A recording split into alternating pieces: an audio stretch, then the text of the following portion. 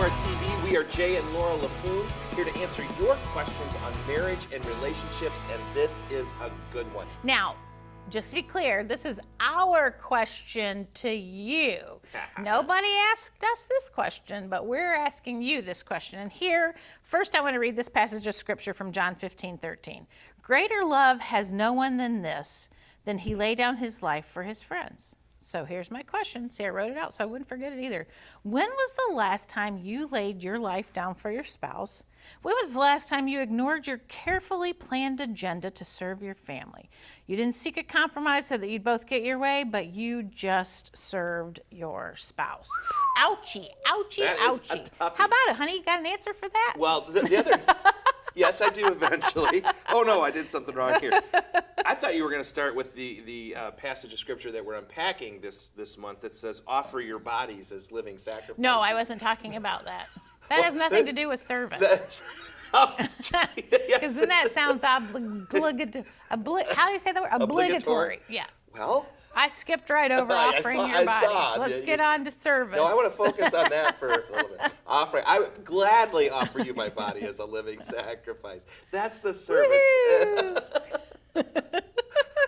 I guess we're going to go nowhere with that. But anyway. When was the last time you laid your life down for your spouse? Here's what I find interesting. I think most guys would stand up and say, I would take a bullet for my wife. There's no question in my mind. I would take a bullet for her. I'd push her out of the way of an oncoming truck, or I would sacrifice my life for her. But for us guys, we think about it in this big grandiose way. Like the shoot 'em up movies. Right. Instead of, how can I do that in the small ways every day? How can I put her first in the small ways every day? For example, I always open the door for her.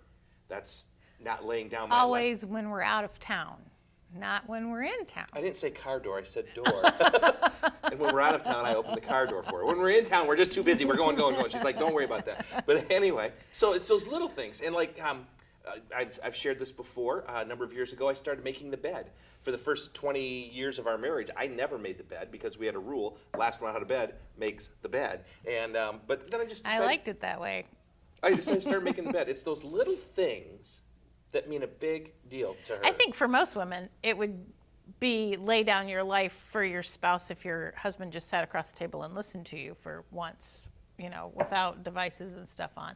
And yes, we'll go back to the offer your bodies as a living sacrifice. See, this is what's so interesting about men. I will be a living sacrifice. What's so interesting?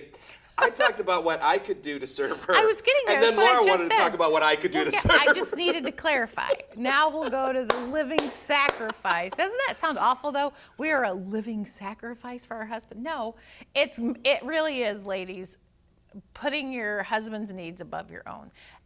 And even more so, putting your husband's needs above the needs of your children. And I know that's a hard thing to do because you go, but he can take care of himself. He can feed himself. He can shower. My kids can't.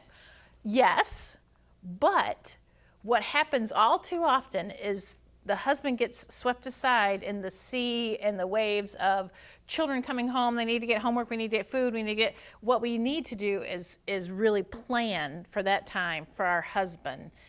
And yes, even offering our bodies as a living sacrifice. I just think that sounds so whatever, but anyway. So, you get my point. offer yourselves to each other. It's a continual process in marriage. It's constantly doing for your spouse. We're Jay and Laura LaFoon here to answer your questions and sometimes ours on marriage and relationships. We'll see you next week.